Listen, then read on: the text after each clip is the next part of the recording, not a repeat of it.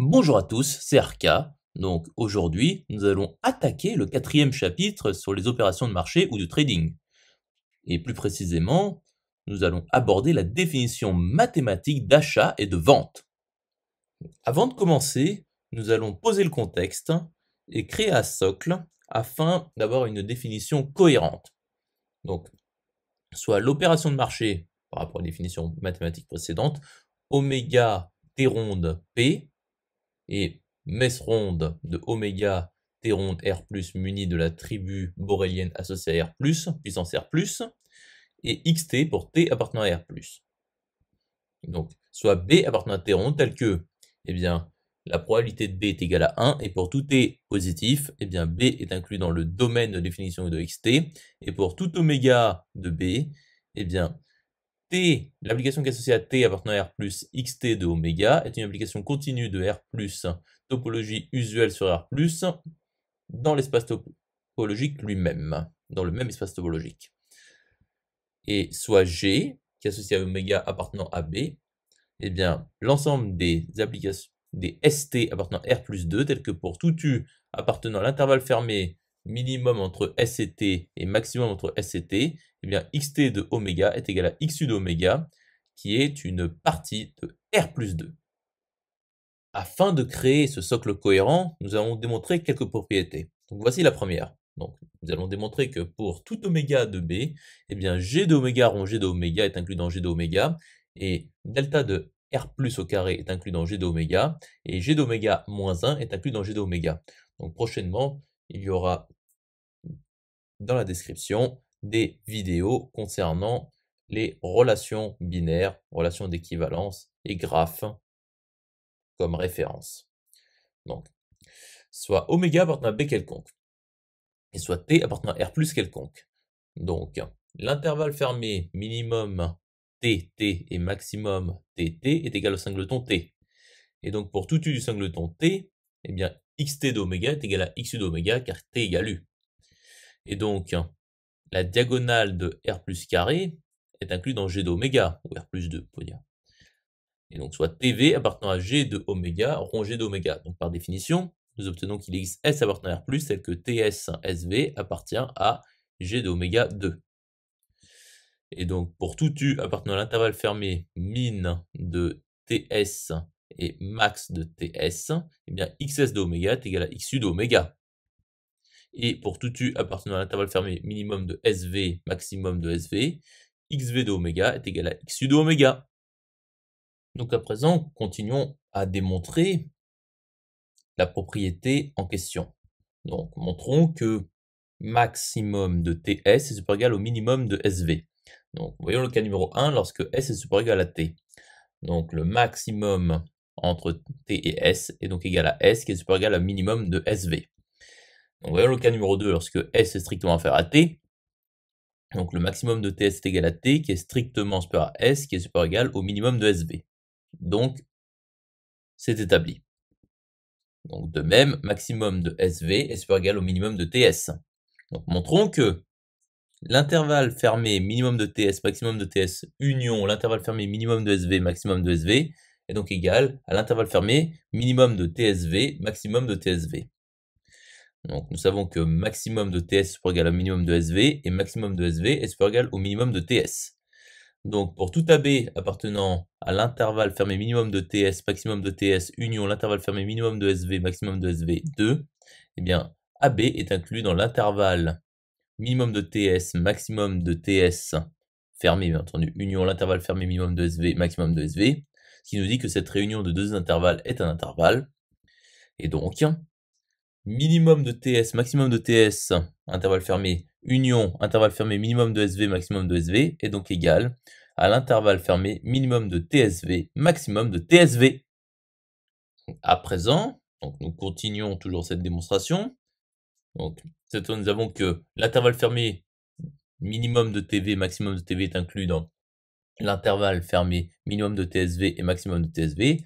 Et avec le raisonnement précédent, nous en déduisons que pour tout U appartenant à l'intervalle fermé minimum de TV, maximum de TV, eh bien XV de oméga est égal à XU d'oméga. Donc TV appartient à G d'oméga. Donc nous avons G d'oméga rond G d'oméga qui est inclus dans G d'oméga. ce que nous appelons la transitivité pour les relations binaires. Donc soit ST appartenant à G d'oméga moins 1, donc aussi métrique. Donc cela signifie que TS appartient à G d'oméga. Et donc pour tout U appartenant à l'intervalle fermé minimum de TS, maximum de TS, XS d'oméga est égal à XU d'oméga. Or T appartient à l'intervalle fermé minimum de TS, maximum de TS. Donc XT d'oméga est égal à XS d'oméga. Et minimum de TS, maximum de TS est égal au minimum de ST, maximum de ST. Et donc pour tout U appartenant à l'intervalle fermé minimum de ST, maximum de ST, XT d'oméga est égal à XU d'oméga. Et donc ST appartient à G d'oméga. Donc G d'oméga moins 1 est inclus dans G d'oméga, ce qui est la propriété de symétrie. Donc ici, la propriété est établie. Donc afin de structurer totalement le socle, nous allons démontrer cette seconde propriété. Donc d'abord, nous allons considérer deux fonctions, h qui est associée à oméga dans B, eh bien l'ensemble quotient R plus sur G d'oméga. Et nous allons considérer C ronde qui est associée à oméga appartenant à B, eh bien l'ensemble des intérieurs de C partie de R+, tel que C appartient à H d'oméga privé du singleton ensemble vide, donc C non vide, qui est un ensemble de parties de R+. Donc nous allons démontrer que pour tout oméga appartenant à B et pour tout D appartenant à C de oméga, il existe AB appartenant à R plus 2, tel que A est strictement inférieur à B et D est égal à l'intervalle ouvert AB. Donc soit oméga appartenant à B quelconque, et soit D appartenant à H d'oméga quelconque. Donc nous allons montrer que D est égal à l'intervalle fermé infimum de D et suprémum de D si le suprémum de D est fini, et sinon l'intervalle fermé infimum de D et plus l'infini, donc forcément ouvert du côté d'infini, sinon. Donc voyons l'inclusion directe. Donc pour tout U de D, nous savons que le suprémum de D appartenant à R+, implique que l'infimum de D est à valeur égale à U, qui est à valeur égale à au suprémum de D. Et donc D est inclus forcément dans l'infimum de D, suprémum de D, intervalle fermé, si le suprémum de D appartient à R+, c'est-à-dire f fini, ou bien infimum de D plus l'infini, donc plus l'infini exclu, infimum de D inclus, sinon. Disons que l'inclusion était immédiate. Pour continuer ces démonstrations, nous allons montrer l'inclusion réciproque. Donc, supposons, sans perdre de généralité, que le suprémum de D appartient à R+. Donc, soit U appartenant à l'intervalle ouvert infimum de D, suprémum de D quelconque. Donc, il existe V appartenant à l'intervalle ouvert du côté de l'infimum de D et fermé du côté de U, inter D. Et il existe W appartenant à l'intervalle fermé du côté de U et ouvert du côté du suprémum de D, inter D.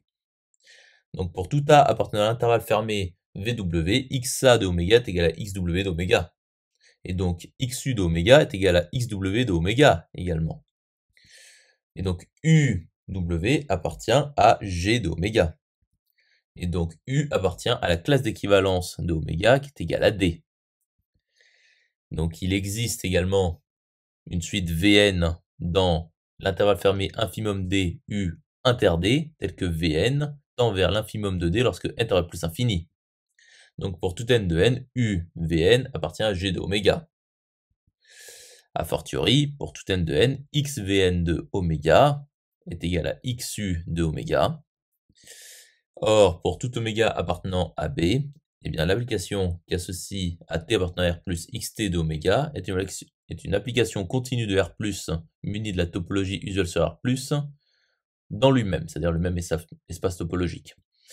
Donc, x infimum de d d'oméga est égal à xu d'oméga par continuité, et donc l'infimum de D, U, appartient à G d'oméga, et donc l'infimum de D appartient à la classe d'équivalence de U qui est égale à D. Donc finissons cette preuve. Donc de même, nous avons que l'intervalle fermé du côté de l'infimum de D et ouvert du côté du suprémum de D est inclus dans D, et suprémum de D appartient à R+, implique que suprémum de D appartient à D. Donc D est égal à l'intervalle fermé infimum de D, suprémum de D, si le suprémum de D appartient à R+, et intervalle fermé du côté de l'infimum de D et ouvert du côté de plus infini, sinon. Et donc pour tout C appartenant à C ronde d'oméga, eh bien C est donc égal à l'intervalle ouvert infimum de C, suprémum de C, qui est non vide.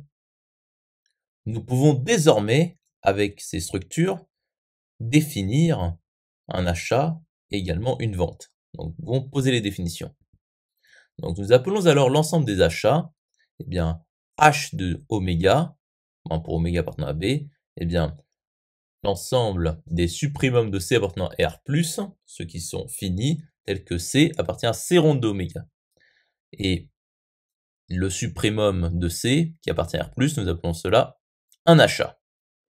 Et nous appelons l'ensemble des ventes Ven de oméga, qui est l'ensemble des infimums de C appartenant à R+, donc ils sont tous finis, bien entendu, tels que C appartient à C ronde de oméga. Donc j'espère que cette vidéo vous aura plu. Nous nous retrouvons dans la 5e partie.